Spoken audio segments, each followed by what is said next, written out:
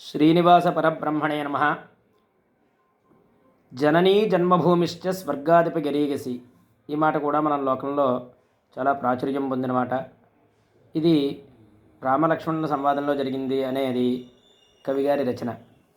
అపి స్వర్ణమయీలంక నమే రోచతి లక్ష్మణ జననీ జన్మభూమిశ్చ స్వర్గాధిప గరీయసి అని రాముడు లక్ష్మణునితో అన్నట్ట.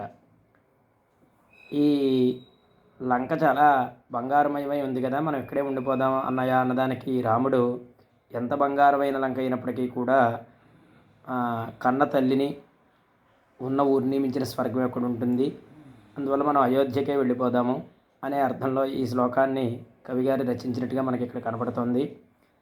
దీని ద్వారా మనం తెలుసుకోవాల్సింది ఏమిటంటే తల్లిదండ్రుల సేవనం చాలా ముఖ్యము. వృద్ధాశ్రమాలు పెరుగుతున్న ఈ రోజుల్లో ఈ మాటను మనం ముఖ్యంగా అనుకోవాలి. స్వస్తి.